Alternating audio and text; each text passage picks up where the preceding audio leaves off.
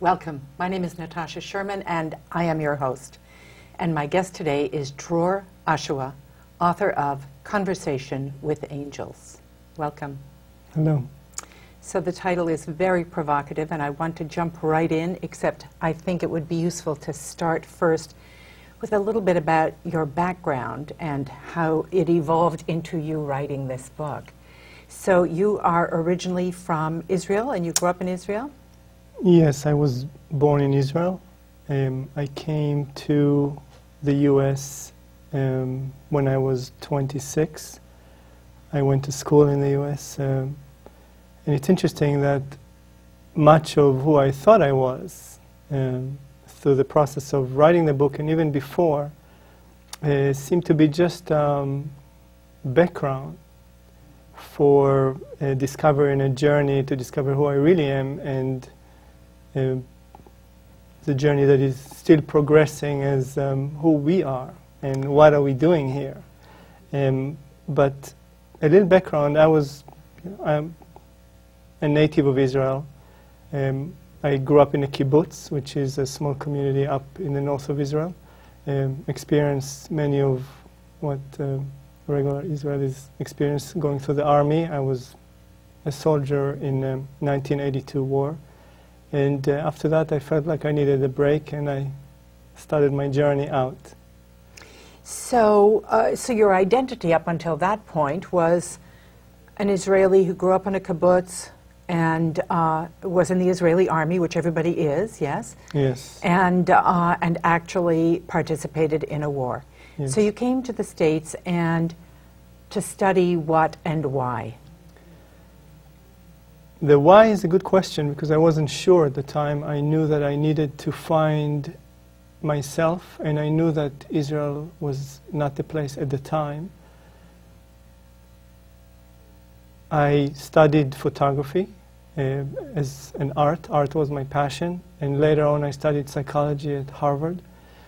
That was my other passion, and part of my yearning was to find who I am and what is going on from within. I always had the yearning to discover my inner workings. Yes, yeah. And that was through art and through psychology. Yeah, and I like the word yearning. Yeah. Because it's a compelling force. Yeah. Yeah. It was a passion. It was very powerful.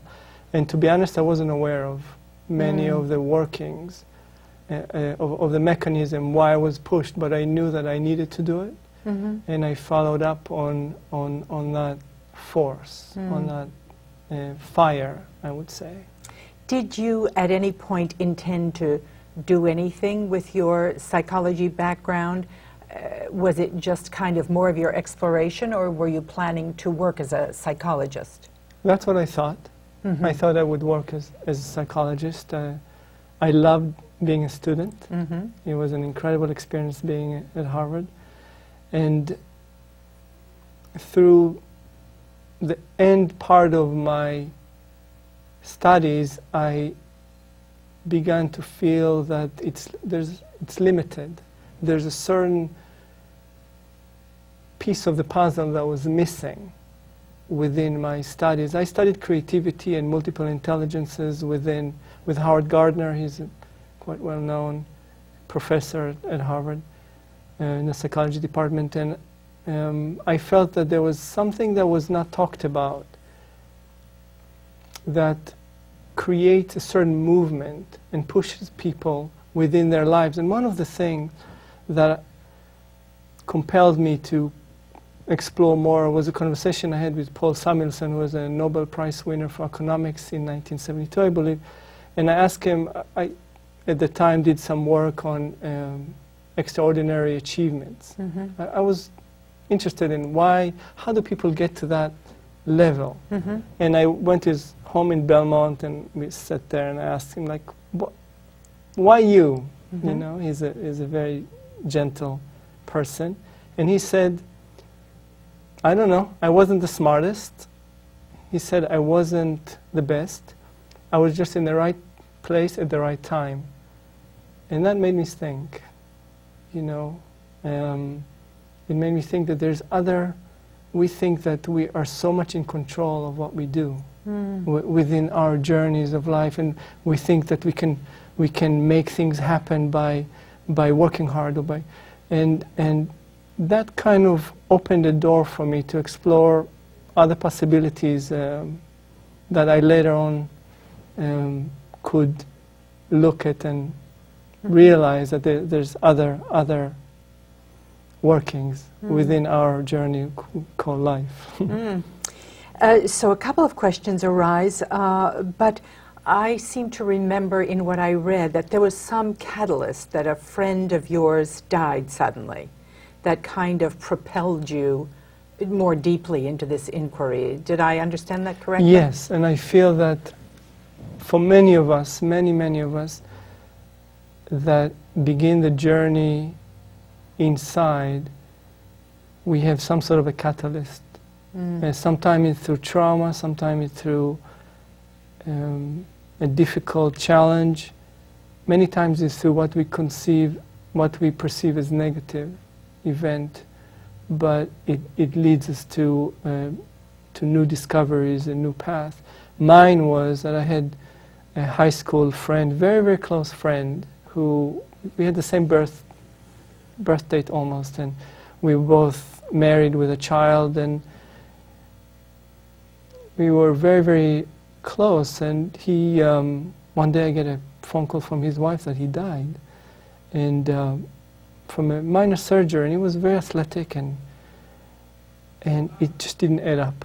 Something did not add up, and I could not sleep, I could not eat. I went there and I just tried to figure out what happened. How could that be? Because the reason it wasn't like an accident, it was something that just didn't add up. And that propelled me to change my priorities. Although I kept dancing in the dance of life, manifesting, doing, something have shifted.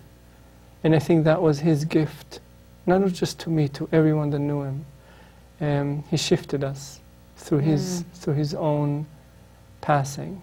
And he was a wonderful spiritual person. And I see that as the beginning of a deeper exploration of my spiritual side. Right. I want to get into the book, but first there's one question that comes out of what you just said. So when you talked about this Nobel Prize winner, where he said, I wasn't as smart, typically smarter than everybody else, or that for him it was the right place and the right time. And from what I glean from what you're saying is that it wasn't an accident, it was purposeful in some way. Yes.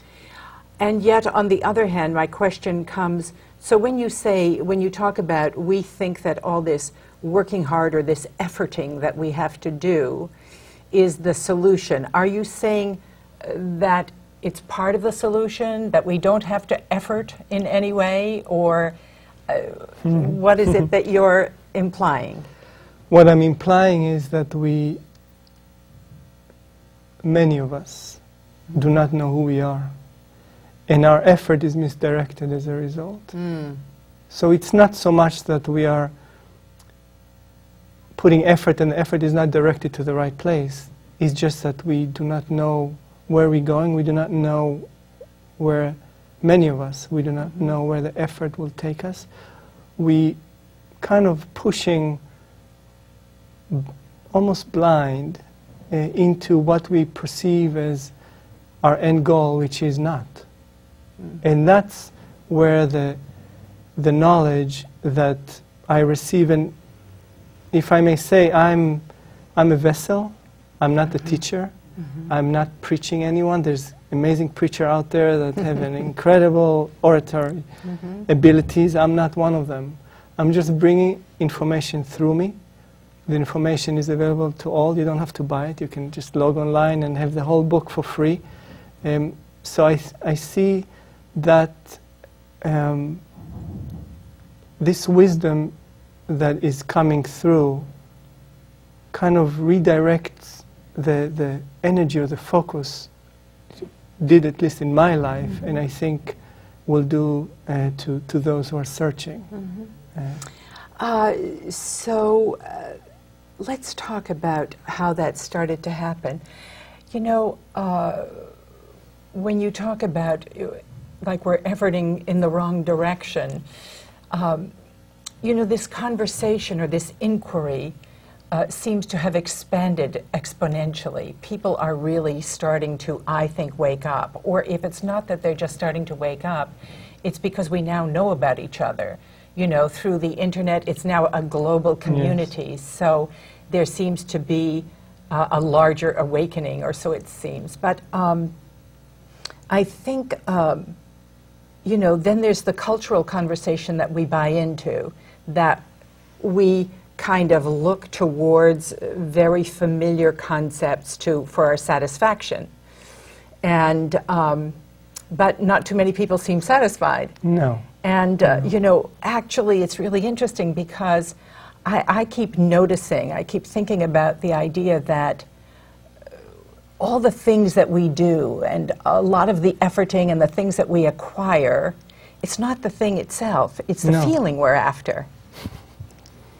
And yet, clearly, it's not satisfying enough, the things that we're pointing ourselves toward or drawing to us, because we keep looking for more and looking for more.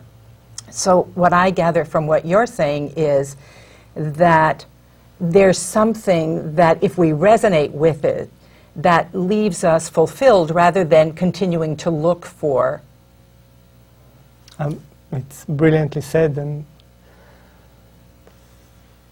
we are being almost from birth fed into the idea that by getting things, by having more, by making more, we will achieve a certain feeling. And the feeling is a feeling of, it's always the same. We all look for the same things. We all know it. So they show us a car and they say, if you'll drive this beautiful car, look at what you're going to have. You'll have a smile on your face, you'll be happy, you'll be loved, you'll be adored. And we're all looking for the same. We want to be loved, we want to feel peaceful, we want to feel joyful. And we are being fed day and night from birth, through our parents even, not just through the media or through the TV, it's just part of the culture, that this is how we're going to get there. And that's what I call misdirected effort. Because what we're looking really is, we're looking for a feeling. Yeah. Because we are, that's our whole life, this search for a certain feeling, it's actually being exasperated and created a certain frustration because we never get there. Yeah. Even those of us who are wealthy, who have nothing in the world to worry about, are not happier than those who live in some of the poorest countries, if you really look at the feeling level. And those who consider abundance, they are as worried, if not more, than people that don't have anything. So there's an awakening. There's an immense wave of awakening that is happening on the planet. And some of them know it, some of us don't, but it's there. And at some point, all of us will know it. So tell me how this started. And I just want to hold up the book so people can see Conversation with Angels. And so you say they can go online on your website and download it? Yeah? The whole book there are chapters on the website, and you can read the whole book without paying a penny. And that's pretty generous. Yes, and because I'm not the proprietor of this information, I'm just a vessel. And I feel that it's as if I went to my backyard and I found a well of gold, and the gold is keep giving, and I know inside of me that it will always give. It's an incredible, and so for me, why won't I share it? The more I give, the more I'll have. So personally, there's never a lack. All the lack in the world is actually created within. We first create the lack, and then we don't have. So tell me about how this started. And the physical story is that I was trying to write a book for 3 years. Something changed in my life where all of a sudden I had time, and I started exploring my spiritual side. I started writing a book that had to do with trying to explore who I am. And after 3 years, I started reading it back. And I found that it was like, not good. And I was like, oh no. I was like, what did I do? Because I didn't read it. I just kept writing and writing and writing. And then all of a sudden I said, okay, this is the end. Now I need to start reading it back. And when I read it, it just didn't add up. Something wasn't right in the vibration. And I left it and I got a little depressed. I was like, what's going on? Sure. I just wasted 3 years of my life. And then I let go. I'm like, forget it. I'm going to do something else. And then one day, I'm sitting at home in front of my computer, and I heard this familiar voice, which I sound familiar, and I heard it before, but I never really heard it in such a distinct way. And at the time, I was meditating a lot, like hours a day, and I was really going inside. And it was very soon after being in Japan for a few weeks and meditating in Kyoto. So I was in a place where my vibration was very peaceful. And that voice said, no, go to your computer and write what you've being dictated. So I just said, oh, that sounds cool. I didn't even question it. Right. You know, I didn't think, oh, I'm crazy. I just heard this like inner voice. But it sounded like very happy. And I did that. So you just sat at the computer and it kind of flowed through you? My fingers just went on. Wow. And then I read it and I'm like, oh, that's beautiful.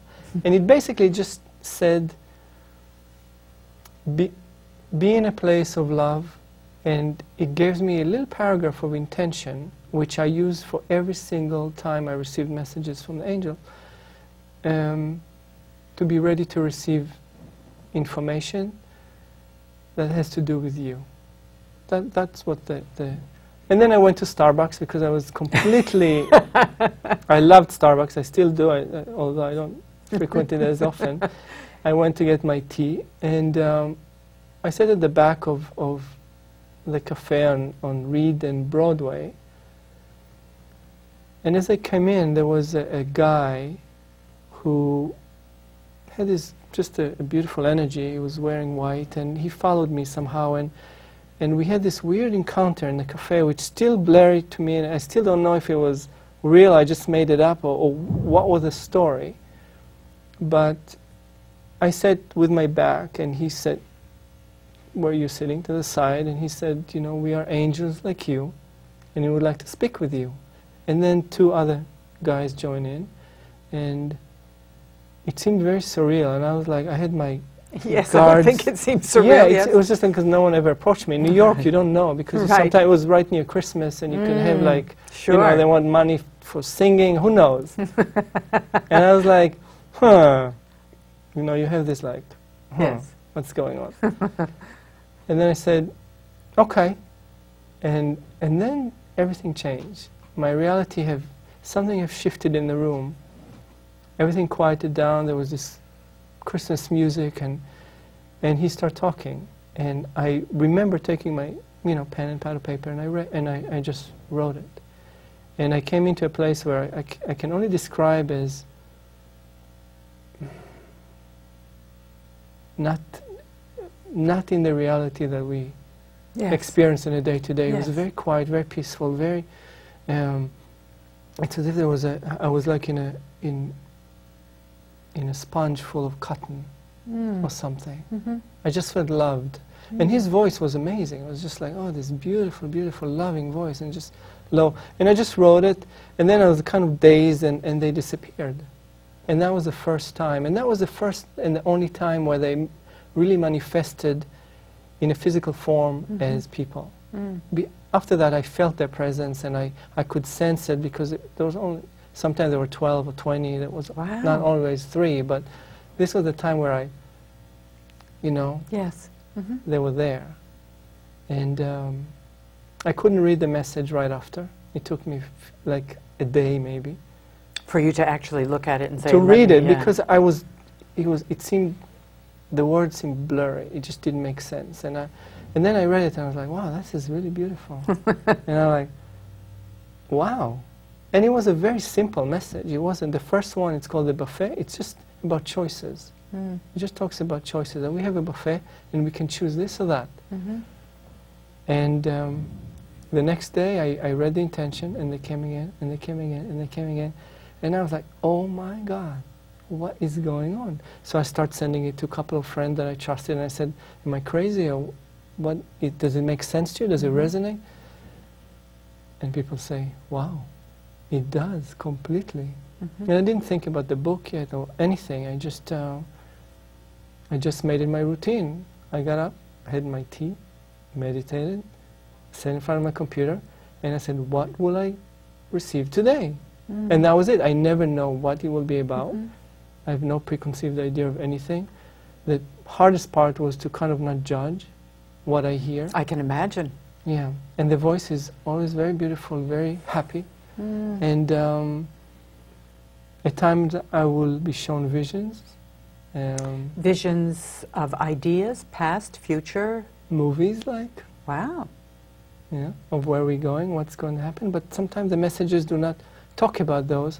Some of them can be alarming, but it always come wrapped up in cotton balls. So I never feel fear ever, Right. although it could be disconcerting. And it's always about our choice and our awakening. And the angels, it's amazing because the messages are such. It's time to wake up, to know who you are, because you're coming to a place and a time where you won't have a choice. Better to be prepared and to know what is going on, where your inner guidance will carry you to where you need to be. So it's really about putting you in touch with your inner guidance. To awaken you To awaken who you you are. Who you are. It's as if, let's say a stockbroker or a person that, a business person, would get a phone call from someone and would say, look, I can tell you what's going to happen. I can tell you who you are, what's going to happen in your life, where you're coming from and where you're going. What the ramification of what you are doing on the day-to-day and how best to use your time on this planet. Would you not take that call? Yes, yes. It's like... Yes, how best to use, your time on this planet. Wow, wouldn't we all like to know that? And they say, it's time. We haven't been able to connect with you thus far because there was a veil, a wall that is now become thinner, so the communication is enabled, and it's time. And I'm not the only one. There's many healers and people out there that bring an amazing information out there. But this information, they say, is not coming from a channel or an entity. It's not, which is interesting to me because I was wondering, was it channeling? Is it an entity that knows everything? And they say no.